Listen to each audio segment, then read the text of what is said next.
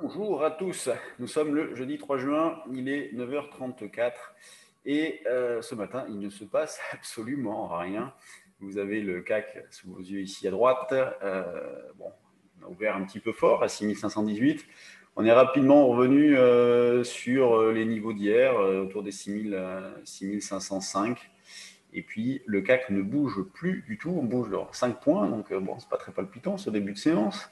On cherche toujours à acheter sur des replis. Il n'y a pas de changement. Et vu l'ouverture, c'est pas évident de déterminer un niveau d'ouverture, un niveau d'achat avec des probabilités fortes. On a un niveau agressif autour de 6005. Sinon, l'idée, c'est plutôt d'acheter vers 85-90. Mais le marché nous a montré que ces derniers temps, il ne retraçait pas beaucoup. Donc, c'est vrai que déjà, sur 6005, on peut se poser la question d'acheter un petit peu. Mais quid du potentiel? C'est ça qui est terrible. C'est acheter, c'est une chose, mais il faut penser à la revente. Et quand on achète à 6500, le potentiel, au moins à court terme, n'est pas énorme. Hier, en temps réel, je vous disais que vers 6475, on achetait, ça a été fait, ça a été dit, ça a été écrit même sur le trade du jour. Bon, ben là, au moins, il y avait du potentiel, vous voyez, parce que l'idée, c'était d'acheter, de viser jusqu'à 6508, niveau qui a été atteint. Alors, il a fallu être patient, hein. Et moi, j'ai été fait, donc là, en fin de journée, sur ce niveau-là, en double top, donc ça fait un bel écart. Donc au final, une journée d'hier assez calme, mais en termes de trading plutôt pas mal, puisqu'on avait même acheté à la veille aussi, on avait profité de ce premier écart-là, je vous en avais parlé, et puis on a recommencé, donc on l'avait indiqué à nos abonnés trade du jour aussi, hein, ce qu'on faisait. Donc bon, 6500 au plus proche, sinon 85-90, c'est quand même le niveau un petit peu plus intéressant. On a toujours une divergence assez forte entre le CAC et le DAX, avec une surperformance du CAC, puisque le CAC est sur ses plus hauts alors que le DAX est sur son support du début de la semaine, sur les 15 555, 15 565, niveau sur lequel nous on achète. Donc on a pu le faire ce matin encore, puisque c'est ce qu'on a proposé hein, comme niveau d'intervention proche. 55-65, on s'est arrêté à 62, donc au milieu de la zone, même à 60 au milieu de la zone.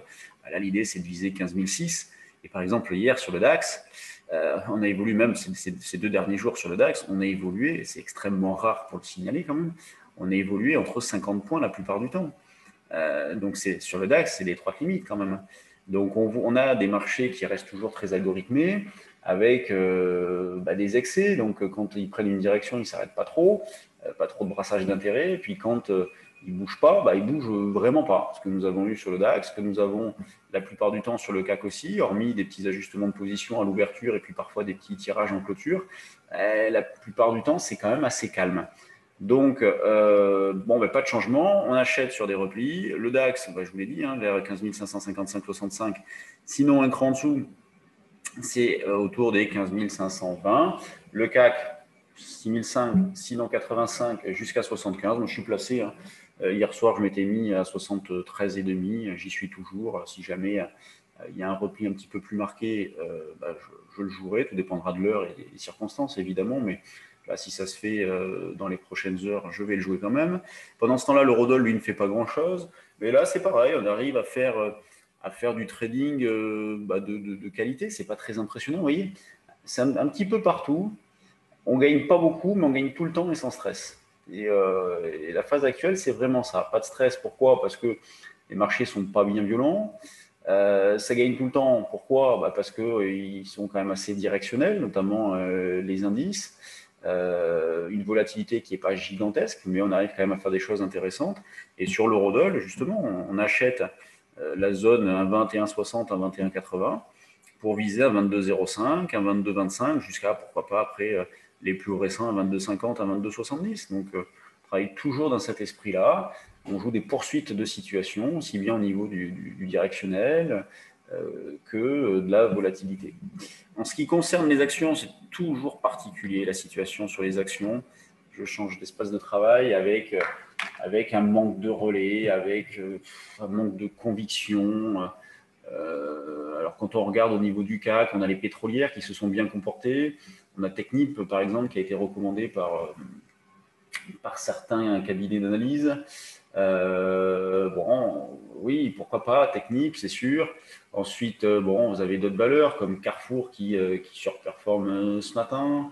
Mais là, elle ne retrace pas, vous voyez, les mouvements se font en ligne droite. Donc, quand les valeurs sont parties, par exemple, prenez Hermès, impossible d'en acheter. à part acheter maintenant et fermer les yeux et prier, il n'y a pas grand-chose de plus à faire. Et quand on essaie de trouver des idées qui sortent un peu des sentiers battus, c'est beaucoup plus compliqué. Euh, bon, là, vous avez les grosses pondérations. Il y a un tir groupé en petite hausse. Le CAC, lui, en petit repli. C'est pas bien méchant. Et 6518, le volume 169 millions. Ah oui, quand même. Oh là là, il n'y a rien du tout, mais c'est de pire en pire. Plus forte baisse ST Micro, c'est pas méchant du tout, baisse de 0,87%. Oui, et quand on vous dit les divergences sont fortes, bah, ST Micro, c'est une valeur qui sous-performe. Nous, on l'avait acheté en double appui ici, il y a un petit moment déjà. Bon, bah, elle n'est pas du tout revenue sur ses plus hauts, alors que les indices, enfin, le CAC a explosé ses plus hauts récents. ST Micro est quand même largement en retrait. Les bancaires sont en sous-performance, mais c'est pas méchant. Au niveau de la spec, vous avez le screener qui est ici, donc volume, avec de belles hausses sur Dolphin, Lysogène, Biocinex. Regardez Biocinex, gap à la hausse, et puis derrière, elle revient en arrière. Vogo, ils en voulaient plus. Bon, là, il y a un regain d'intérêt, il y a une alerte volume actuellement. Bon, affaire à suivre. Monsieur Bricolage, il y a un regain d'intérêt aussi, je l'ai regardé tout à l'heure. Carlink, bon, bah, il y a une poursuite. Schlumberger, donc bon, le secteur se porte plutôt pas mal. Europcar, valeur hyper spéculative.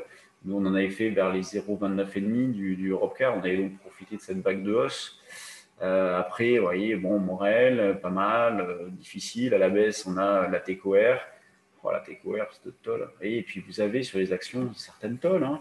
On a US 30, on a tiens, Bessiance, est-ce qu'elle a recoté? Faites attention, je ne crois pas. Hein. Bessiance, elle en est où? Voilà, Science, on peut me la mettre. AB Science, non, elle n'a toujours pas coté. Bon, je ne sais pas trop ce qu'ils attendent. Là, on a Valourec qui a annoncé une augmentation de capital ce matin. Je vous l'ai mis sur Twitter d'ailleurs. Donc, difficile de trouver des idées avec des bonnes probabilités de réussite, parce que des idées ici, il y en a, il y a des choses à faire, mais les relais sont laborieux. Donc, il faut essayer de trouver des valeurs, il faut être sélectif, trouver des valeurs aux bons fondamentaux, en se disant, bon, bah, allez, même si à l'instant T, graphiquement, c'est pas toujours terrible, elles vont bien finir par décoller et par suivre. Donc, pas évident.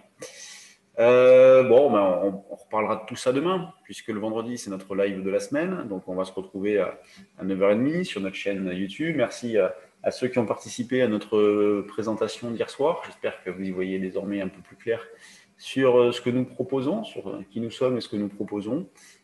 Pour les autres, on aura l'occasion d'en refaire. Et donc, moi, je vous retrouve demain. Salut à tous, bonne séance.